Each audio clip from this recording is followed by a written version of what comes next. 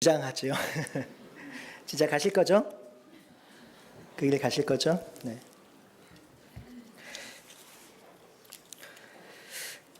정말 쉽게 이해할 수 없는 일이 벌어졌습니다. 그는 패역한 왕에게 가뭄을 예언한 선지자였습니다. 가난한 과부의 아들을 기도로 살린 능력의 선지자입니다. 그는 이방인 선지자 850명과의 결투에서도 기죽지 않는 담대한 선지자입니다. 3년의 가뭄에도 비 오기를 예언한 선지자입니다. 그렇게 위대한 선지자 엘리야가 오늘 본문 3절에 보면 이세벨이 두려워 자기의 목숨을 건지고자 남쪽으로 도망가는 신세가 된 것입니다. 어떻게 그렇게 위대한 능력의 선지자가 그렇게 낭망할 수 있을까요? 과연 정말 그런 일이 생길 수 있을까요? 이 엘리야의 도망가는 행적이 어찌나 당황스러운지 구약의 한 학자는 엘리야가 도망갔다기보다는 사명을 재확인하러 호렙산으로 내려갔다고 주석하기도 합니다. 그렇다면 엘리야에게 어떤 일이 벌어진 걸까요? 도대체 어떤 일이 벌어졌길래 엘리야가 이세벨로부터 도망치며 로뎀나무에서 죽기를 간구하는 기도를 했을까요? 오늘 그것부터 잠시 살펴보겠습니다. 엘리야가 도망하기 바로 직전에 바알 아세라 선지자 850명과의 목숨을 건 전투가 있었습니다. 각자의 신에게 제사를 드려 불을 내리는 신이 참신임을 증명하는 전투였죠. 이 전투에서 하나님은 불을 내려 제단을 태움으로 본인 자신이 참신임을 드러내자 엘리야는 850명의 이방인 선지자를 처단했습니다. 그리고 기대합니다. 백성들이 일어나 바알과 아세라 신상을 뒤집을 것을 기대하죠. 모든 백성이 참 하나님이신 여호와를 찬양할 것을 기대합니다. 이 배은망덕하고 패역한 아합 왕조가 무너지길 기대합니다. 그런데 이게 웬일입니까? 850명의 이방인 선지자가 처형당했다는 소식을 전해들은 이세벨은 이 소식으로 인해서 상황이 역전됩니다. 선지자 850명을 죽였다는 소식을 듣고 이세벨은 몹시 분노합니다. 엘리야의 숨통을 끊어놓겠다고 선언합니다. 이 소식을 전해들은 엘리야는 순식간에 좌절합니다. 분노하는 이세벨의 기세에 두려움을 느낍니다. 열심히 사역해도 변하지 않는 현실을 보며 낭망합니다. 열심히 하나님 나라를 위해 달려왔지만 어떤 변화도 일으키지 못하는 자기 자신을 보며 무기력한 모습에 또 낭망합니다. 결국 엘리야가 내린 결론은 이세벨이 자신의 목숨을 노리던 그 땅에서 도망가는 거지요. 이세벨의 분노가 미치지 못하는 예루살렘을 지나 브엘세바까지 도망갑니다. 거리가 200km가 넘습니다. 이 브엘세바에서 자기의 사환을 머물게 하고 이는 하루를 더 들어갑니다. 그리고 그 광야의 로뎀나무에서 하나님께 기도합니다. 하나님, 이제 더는 못 가겠습니다. 하나님, 이제 죽고 싶습니다. 하나님, 이만하면 됐어요. 포기하고 싶습니다. 하지만 이런 깊은 낭만과 삶의 의미를 찾지 못하는 엘리야에게 하나님께서 조용히 다가오십니다. 그리고 엘리야에게 세밀하게 말씀하시죠. 여러분, 이 엘리야에게 다가오신 분이 누구시냐면 천지를 창조하신 그 하나님이에요. 그 하나님이 지친 한 선지자에게 다가오셔서 말씀하시고 세우시는 것이죠. 하나님께서 이 낭망한 엘리야를 어떻게 회복시키는지 살피고 우리 삶 가운데 적용해 보도록 하겠습니다. 첫 번째는 하나님은 엘리야를 먹이심으로 회복해 하십니다. 5절에 보면 천사가 숯불에 구운 떡과 물을 주면서 먹으라고 하셨습니다. 또 천사가 먹으라고 했고요. 그리고 그 먹고 나서 그 음식을 의지해서 엘리야가 호렙산에 이릅니다. 사실 이 본문 자체가 저와 여러분들에게는 별로 와닿지 않는 본문이에요. 왜냐하면 저와 여러분들 집에 가서 냉장고 문을 열면 뭐가 많아요? 채다 먹을 거죠. 냉장고 한 대로 안 되니까 김치 냉장고도 있고 여러 가지 냉장고들이 있죠. 그래서 냉장고에 먹을 게 많이 있습니다. 먹을 게 많이 있는 우리들에게 엘리야의 이 이야기는 그렇게 와닿지 않습니다. 반대로 먹지 못하고 기아로 죽어가는 성도들이 이 본문을 읽는다면 그 하나님은 최고의 은혜를 베푸는 하나님으로 이해될 수 있을 것 같습니다. 여러분, 흥미로운 것은 17장부터 엘리야 이야기가 기록되어 있는데 이 먹이시는 하나님, 그러니까 먹는 모티브라고 하죠. 이것이 자주 등장합니다. 첫 번째, 까마귀를 통해서 먹이시는 거 기억나시죠? 이 이야기는 엘리야가 아합에게 가뭄이 올 것을 선포합니다. 그리고 나서 하나님은 엘리야에게 아합을 피하여 그리시네가로 숨으라고 하죠. 이때 그리시네가에 숨어있는 엘리야는 먹을 것이 제공받지 못합니다. 배교하고 하나님을 대항한 왕권을 향해서 담대하게 저주를 퍼부은, 가뭄의 저주를 퍼부은 엘리야에게 누가 먹을 것을 가져다 주겠습니까? 아무도 엘리야를 거들떠보지 않습니다. 이때 하나님은 까마귀를 통해서라도 먹이셨습니다. 사람들이 갈 수 없으니 그렇게 하신 것이죠. 두 번째 보면 과부를 통해서도 먹이셨습니다. 가뭄이 계속되고 있습니다. 이런 가뭄이 계속이 되면 제일 타격을 받는 사람들이 누군지 아시나요? 고아, 과부, 나그네들이에요. 소위 가난한, 진짜 가난한 사람들이죠. 엘리야도 나그네와 같은 위치에 있었습니다. 이때 나그네와 같은 엘리야에게 하나님께서 가난한 과부에게, 어느 정도 과부냐면 한 움큼의 가루가 있는, 그리고 조금의 기름이 있는 그 가난한 과부에게 가서 먹으라고 하십니다. 하나님은 그 과부를 통해서 엘리야를 먹이십니다. 그의 생계를 책임지고 있죠. 오늘 본문에서도 천사를 통해서 먹이십니다. 엘리야는 먹을 것이 아무것도 없습니다. 사실 가뭄이 오래되어서 먹을 수도 없고요. 그리고 도망가는 입장이니 먹을 수도 없고요. 또는 깊은 상실과 낭망 때문에 스스로 아무것도 먹을 수 없습니다. 그런 엘리야에게 하나님은 이번에 천사를 보내어 구운 떡과 물로 그를 먹이십니다. 하나님은 스스로 먹을 수 없는 환경에 놓인 엘리야를 먹이시고 있습니다. 비록 작은 까마귀가 가져다 준 작은 음식이지만, 비록 과부의 작은 음식이지만, 비록 천사가 가져다 준 작은 음식이지만 그 작은 음식이 엘리야의 삶을 유지하게 만들었고 먹고 사는데 충분한 에너지를 공급했던 것입니다. 그러므로 엘리야를 먹이시는 하나님의 신학적 의미는 하나님께서 성도의 삶을 책임지시며 성도의 생계를 책임지고 있다는 사실을 보여주고 있는 것입니다. 그래서 예수님께서는 너희는 무엇을 먹을까, 무엇을 입을까 염려하지 말라고 하셨습니다. 그 말씀을 구약에서 이미 성취해 주시는 것이죠. 사실 우리가 오늘 성찬에 참여한 것도 그런 맥락에서 이해될 수 있습니다. 하나님의 피와 떡을 먹고 삶으로 우리의 삶이 유지되고 우리의 삶이 영이 된다는 것을 상징적으로 보여주는 사건도 바로 성찬입니다. 사랑하는 성도 여러분, 저와 여러분은 하나님 나라의 길을 가고 있는데 하나님께서 이 말씀을 통해서 우리를 굶기지 않으시겠다고 약속하십니다. 우리의 생계를 책임지시고 우리의 삶을 영위할 수 있도록 우리를 먹이시겠다고 하십니다. 우리가 하나님의 말씀대로 살다가 때로는 거대한 권력 앞에 저항하다가 쫓겨나면 까마귀를 통해서라도 먹이시겠다고 하신 거예요. 가뭄으로 인해 먹을 것이 없으면 가난한 과부를 통해서라도 먹이시겠다고 하시는 거예요. 오늘 청년들이 사명 노래 불렀잖아요. 찬양했죠. 이 사명자의 길을 가다가 힘들고 낭망되고 좌절할 때에 그때 하나님께서 찾아오셔서 뭐 하신다고요? 먹이시겠다고 하시는 겁니다. 이렇게 우리를 먹이시는 분이 하나님입니다. 여러분, 비록 우상에 바쳐진 진수성찬은 아니지만 하나님께서 우리의 삶을 영위하고 생계를 이어갈 수 있도록 양식을 주십니다. 비록 왕에 펼쳐진 진수성찬은 아닐지 모르지만 하나님께서 주신 양식은 우리의 삶을 지탱하는 데 하나님께서 충분하게 공급해 주십니다.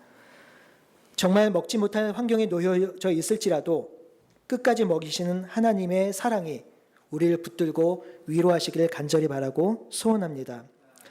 또 한 가지, 두 번째는 하나님은 엘리야에게 동역자를 주심으로 회복시키십니다. 엘리야가 죽기를 간구하다가 최종적으로 가게 된 곳이 호렙산이 있죠. 이 호렙산은 신의 산이에요. 7절과 8절의 뉘앙스로 보면 엘리야가 이 호렙산으로 스스로 왔는지 아니면 하나님의 인도하심이 있었는지 명확하게 드러나진 않습니다. 하지만 엘리야가 호렙산으로 갔던 이 행보는 상징적인 의미를 가지고 있습니다. 왜냐하면 이 호렙산은 모세가 하나님의 소명을 받은 산이기 때문이에요. 또한 사실 엘리야가 기도했던 곳부터 이 호렙산까지 10일이면 가는 거리거든요. 근데 오늘 본문에 보면 40일 동안 갔다고 하죠. 이 40일은 신학적으로 광야 40년을 영상시키는 숫자이기도 합니다. 이런 관점에서 보면 어쩌면 엘리야가 이 산에 가는 동안에 혹시 무슨 일이 일어났으면 하는 기대가 있었는지도 모르겠습니다. 그래서 한 구약학자는 엘리야가 40일 동안 호렙산에 가는 동안에 모세를 부르신 하나님이 자신도 다시 불렀으면 좋겠다라는 기대가 있었을지도 모르겠다라는 추측을 하기도 합니다. 왜냐하면 이 호렙산에 40일 동안 갔다라는 게 너무 큰 상징적인 의미를 가지고 있기 때문인 것이죠. 그런데요, 흥미로운 것은 이 호렙산에 가서 어디로 들어가죠? 어디로 가죠? 그게 굴에 들어갑니다. 아니, 호렙산까지 와서 굴로 들어갈 건 뭡니까? 정말 어린아이 같아요. 사실 그렇게 보면 우리 보는 것 같아요. 우리 모습입니다. 좀 알아달라는 거예요. 지금 내가 많이 화가 나 있고 내가 죽을 만큼 힘든 상황이라는 것을 좀 알아달라는 것이죠. 성도님들 이렇게 대화하다 보면 좀 힘들고 어렵다라고 고백하는 분들 참 많이 있습니다. 좀 나의 아픔을 이해해주고 격려해 달라는 것이겠죠. 그런데 우리는 공감과 격려에 약해요. 그래서 어떻게 얘기합니까? 힘들고 어려운 사람들을 향해서 하는 말이 세상은 다 그런 거야. 이렇게 권면을 하기도 하고요. 너가 당하는 고통 다 당하는데 뭘 그래? 사실 이 말에는 약간의 짜증과 아니면 공감하지 못하는 마음들이 담아 있는 게 우리의 모습이죠. 우리의 이 외로움과 경험, 이것들은 이런 경험들이 엘리야도 동일하게 있는데 엘리야는 지금 홀로 있습니다. 실제로 홀로임을 경험합니다. 이런 영적인 심리 상태를 드러내는 것이 바로 굴로 숨어 들어간 것이지요. 굴은 어둡고 고립된 장소입니다. 그러니 엘리야가 자신의 영적 상태를 보여주기 위한 최적의 장소가 바로 굴인 것이죠. 여기 중고등부 아이들도 있긴 하겠지만 화가 나거나 짜증이 날 때 자기의 심리 표현을 문 딱 닫고 문을 걸어 잠그죠.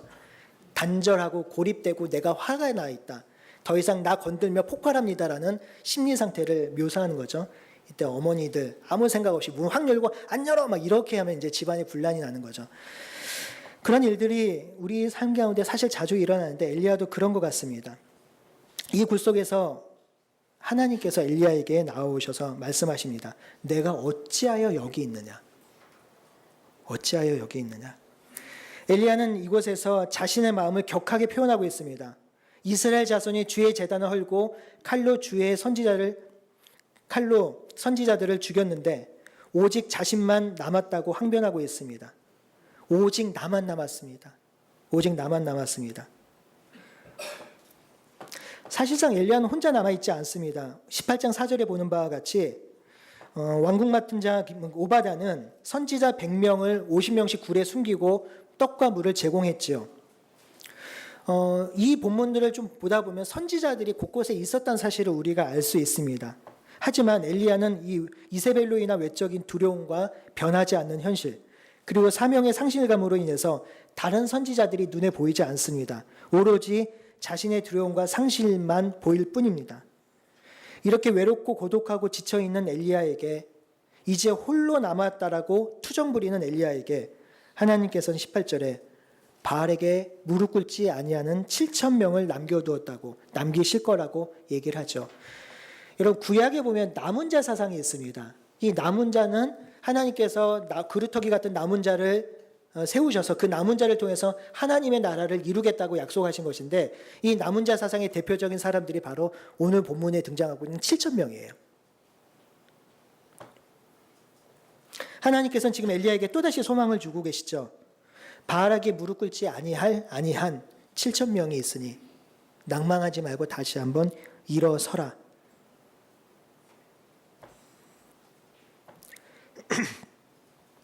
하나님 우리에게도 말씀하고 있죠. 하나님 나라의 길을 걷고 그 나라의 길을 가는 우리들에게 혼자가 아님을 말씀하고 있습니다. 이 힘든 하나님 나라의 길을 함께할 동역자가 있다고 말씀하고 있습니다. 그 동역자가 누구인가요? 바로 옆에 있는 지체들입니다. 우리 한번 옆에 있는 지체들 한번 볼까요? 한번 보시죠. 한번 지체인 보세요. 보시죠. 옆에 있는 지체가 동역자임을 믿으십니까? 예, 부부끼리는 동역자 아닌 거죠? 예, 부부끼리는 동역자가 될 수 없나요? 여러분, 이 본문을 통해서 우리가 깨달을 수 있는 것 중에 한 가지는요. 사실상 우리 옆에 있는 지체가 이미 동역자라는 사실입니다. 옆에 있는 지체가 나의 동역자임을 깨닫는 것이 은혜입니다. 동역자가 저 멀리 있는 것이 아니라, 저 외부에 있는 것이 아니라 함께 예배드리고 함께 신앙하는 내 옆에 있는 이 지체가 하나님께서 남겨놓으신 7천 명 남은 자라고 인식을 하면 우리는 넉넉하게 하나님의 사명을 감당할 수 있는 것입니다. 그런데 그렇게 생각하지 못하는 경우가 더 많죠.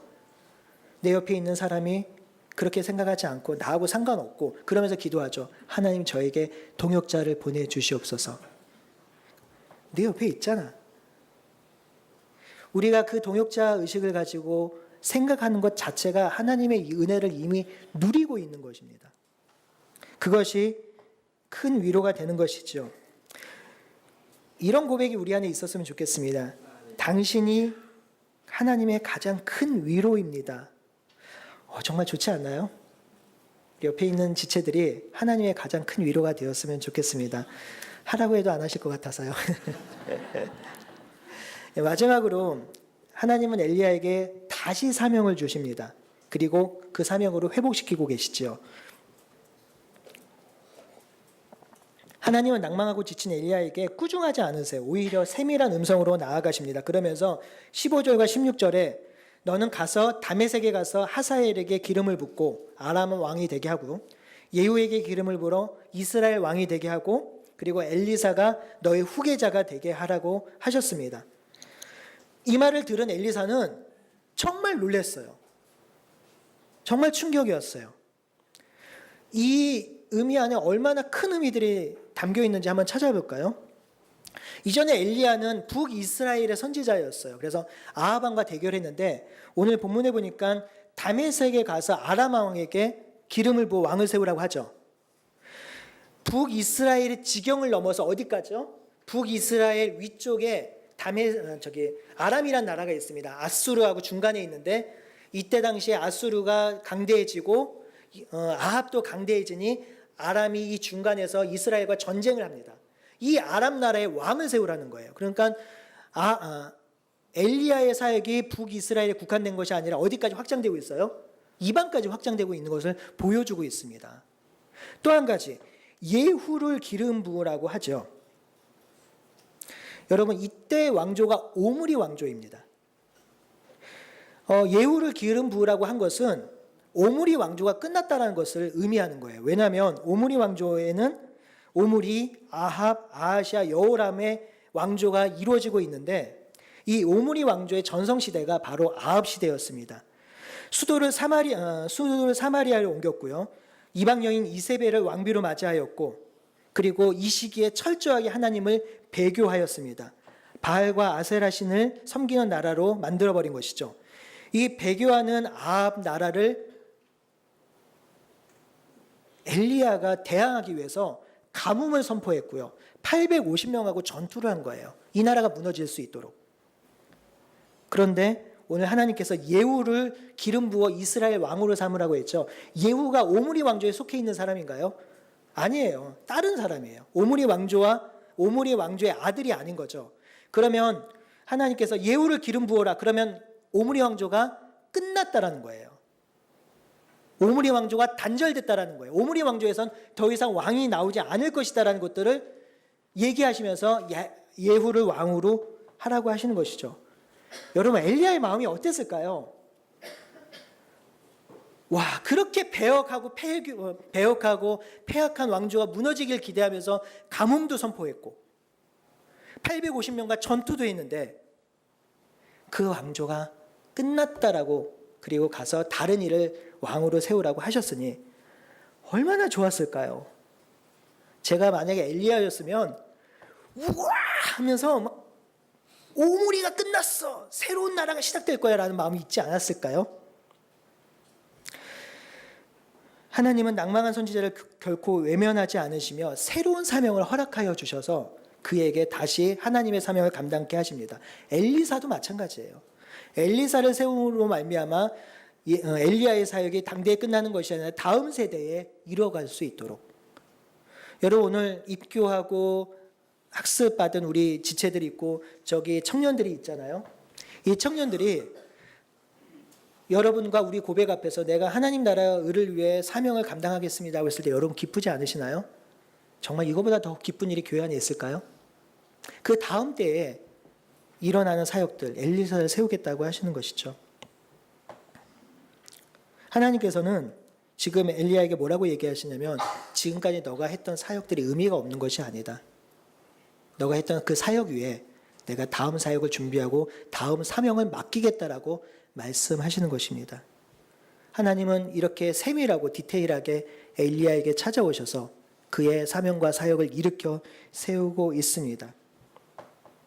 이렇게 엘리야를 일으키신 하나님께서 저와 여러분들을 세우고 있습니다. 하나님 나라의 길을 걸을 때에 생계와 삶의 두려움으로 낭망한 성도들, 하나님께서 걱정하지 말라고 하십니다. 일용할 양식으로 채워주겠다고 약속하시지요. 때론 열심히 헌신했지만 아무도 알아주는 이 없어서 외롭게 하루를 보내는 성도가 있다면 내 옆에 지체가 있다고 말씀해주고 있습니다. 여러분, 그런데 제가 한 가지 질문 하나 드리겠습니다. 여러분, 이 엘리야 이야기가 가장 위로를 받았던 사람들이 누구였을까요? 엘리야 이야기가 죄송합니다. 가장 위로를 받은 사람들이 누구냐면 1차 독자들이에요. 그러니까 엘리야 이 스토리 전체가 최종적으로 완성된 게 포로기 시대에 완성되었습니다. 이 포로기면 유다가 바벨론에 의해서 멸망되었을 때에 기록되어진 거죠. 포로 시대라는 거죠. 이 포로 시대의 백성들은 엘리야와 비슷한 상황에 놓여져 있었습니다. 포로 시대 백성들은 배고팠습니다. 왜냐하면 유대의 왕이 포로로 끌려갔기 때문에 그들을 지켜줄 왕이 없었습니다. 그래서 추수 때가 되면 도적 같은 무리들이 유대에게 와서 그들이 경작한 농작물을 다 뺏어갔습니다. 하도 먹을 것이 없어서 자녀들을 인신매매하는 지경까지 이르렀다고 성경은 기록하고 있죠. 느헤미야에 나오거든요. 그리고 포로 시대의 백성들은 하나님 나라에 대한 의구심을 계속 품었어요. 왜 하나님 나라가 바벨론에 멸망당해야 합니까? 이 망한 나라에 무슨 소망이 있겠습니까? 왜 멸망당한 이 나라에 우리가 율법을 지켜야 하죠? 도대체 하나님의 나라가, 메시아 나라가 이 땅 가운데 도래하긴 하는 겁니까? 라는 이야기를 했겠지요. 그런 절망과 삶의 현실의 낭망 속에 살고 있었던 그들이 이 엘리야 이야기를 들을 때 어떤 마음이 있었을까요? 까마귀와 과부와 천사를 통해서 먹이신 하나님이 우리 하나님이셨구나. 아직도 하나님은 7,000명의 남은 자를 세우셨던 것처럼 지금도 그들을 세우셔서 하나님의 나라를 이끌고 계시겠구나. 그러니 우리가 낭망하지 말고 이 사명을 감당하자라고 그들을 독려하며, 그리고 그 성경을 읽으며 다음 세대 자녀들에게 엘리야의 하나님이 우리의 하나님이지, 엘리야를 이끄셨던 하나님이 우리를 이끄실 것이니 낭만 가운데 있지 말고 다시 한번 일어서게 라고 다음 세대를 양육하고 키워내지 않았을까요?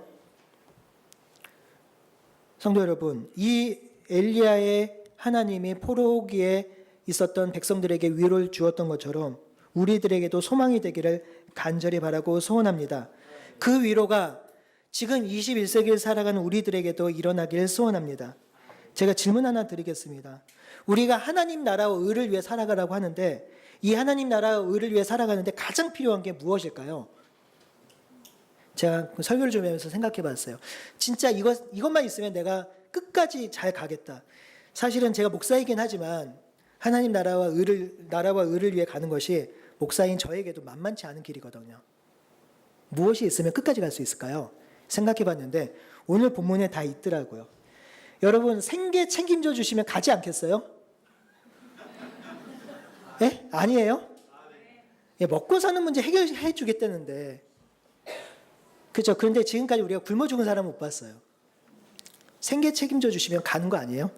또 한 가지, 동역자 있으면 가지 않겠어요? 전 갈 것 같아요. 왠지 아세요? 여러분 결혼할 때 고백하잖아요. 당신은 나에게 결혼만 해준다면 하늘과 별도 다 따라 줄게. 내가 당신이 나와 결혼만 해준다면 내가 이 세상의 모든 것들 다 해줄게. 라는 고백쯤은 하셨죠? 그 정도는 다 하고 결혼하시는 거 아닌가요? 저는 했죠. 2부 예배 때 제 아내가 없습니다. 여러분, 내가 사랑하는 남편이나 아내, 그 전에 한 사람만이라도 내 편 되어주고 나랑 결혼해 주겠다고 하면 그거 믿고 결혼하잖아요. 그거 믿고 하늘의 별과 달 따라준다고 얘기를 하잖아요. 그런데 한번 보세요. 이 수많은 성도들이 내 편 돼주고 동역자 되겠다고 하나님이 말씀하세요. 너희 옆에 있는 지체들이 동역자라고 말씀하시는 거예요. 그럼 갈만하지 않을까요? 또 한 가지, 사명이 있으면 갈 것 같아요. 오늘 찬양이 사명이죠. 일부러 그렇게 고르신 거죠. 예, 사명이 있으면 가요. 요즘 20대 청년들이 왜 힘들어하는지 아시나요? 소망이 없대요. 소망이. 3포 시대, 4포 시대 막, 그죠? 소망이 없대요. 전 제일 슬픈 게 사명 없는 거예요. 소망 없이 살아가는 게 제일 슬프더라고요. 그런데 하나님께서 사명 주시겠대요. 사명을 재확인시켜 주시겠대요. 여러분, 이거 3개 있으면 갈만하지 않을까요? 하나님 나라 위해서 살아갈 수 있지 않을까요? 우리의 삶들 생계를 책임져 주시고 우리의 동역자를 보내어 주시고 있게 하시고 그리고 우리에게 새로운 사명을 주셔서 하나님 나라 일을 간다고 합니다. 반대로 우리가 하나님 나라의 일을 가지 못하는 이유가 뭐냐면 생계 때문에 그래요. 때로는 과감하게 어떤 일들을 결정해야 되는데 먹고 사는 문제가 두려워서 하나님 나라의 일을 가지 못할 때도 있습니다. 하나님 나라의 길을 가다 보니까 나 혼자만 가는 것 같아요. 다른 사람들은, 친구들은 다 잘 되는 것 같아요. 와, 답답해요. 나 혼자 못 먹고, 나 혼자 바보 같고, 나 혼자 구차하게 사는 것 같아요. 그러니 못 가겠어요. 라고 하는 말들이 나오는 거죠. 하나님 나라 길을 가다 보니 반대로 이렇게 가는 게 맞나? 이렇게 사는 게 맞나? 라는 생각이 들 때가 있어요. 그래서 포기하고 싶을 때가 있죠. 사실 이 3가지가 우리가 하나님 나라 길을 가는데 아주 중요한 요소로 자리 잡고 있는 것입니다. 사랑하는 성도 여러분, 분명한 것은 엘리야의 역사하셨던 하나님이 저와 여러분들의 하나님입니다. 그 하나님께서는 까마귀를 통해서, 가난한 과부를 통해서, 그리고 천사를 통해서라도 먹여주시겠다고 하십니다. 왕의 진수성찬은 아니지만, 최고의 부자들이 먹는 몇십만 원짜리 음식은 아니지만 배고파 죽게는 만들지 않겠다고 약속하셨어요. 그러면 되는 거죠. 근데 사실 우리가 왜 낭망하냐면 그만큼 못 먹어서 그래요. 더 먹고 더 잘 살고 더 누리고 싶고 살 수는 있는데, 우리가 사역하다가 사명 감당하다가 쓰러져 지쳐 있을 때 우리를 일으켜 세울 옆에 있는 지체가 있다라고 하나님 우리에게 말씀해 주고 있습니다. 그리고 우리들에게 하나님 나라와 의라는 길을 알려주셨습니다. 그러니 우리 그 길을 낭망하지 말고 함께 갔으면 좋겠습니다. 오므리 왕조의 아합을 무너뜨리고 예후를 세우라고 하신 하나님의 사명이 우리에게도 전달되기를 간절히 바라고 소원합니다. 우리의 삶의 두려움과 생계의 두려움을 하나님께 맡기고 우리 옆에 동역자된 지체와 손잡고 우리에게 부어주신 하나님의 나라, 하나님의 의, 하나님의 놀라운 사명을 감당하는 저와 여러분들이 되시기를 간절히 바라고 소원합니다. 오늘 우리 주보 제목이 우리 함께 끝까지 그 길을 가세죠. 오늘 사명이란 찬양도 했는데 우리 옆에 있는 지체들과 한번 고백해 보겠습니다. 우리 함께 끝까지 가세. 네. 예. 끝까지 가셔야 됩니다. 주의 나라가 재림할 때까지. 네. 그래서 제가 힘들면 여러분들이 저를 일으켜 세워주시고 여러분이 힘들면 제가 세우겠습니다. 청년들 힘들고 넘어지면 여러분들이 세워주시고요. 다음 세대를 준비해 주십시오. 그리하여서 그분이 다시 오실 때 두레교회 성도들 정말 착하고 잘하였다라고 칭찬 들을 수 있는 사랑하는 우리 성도들이 되기를 간절히 바라고 소원하겠습니다. 아멘. 우리 생각하면서 오늘 몇 장이죠?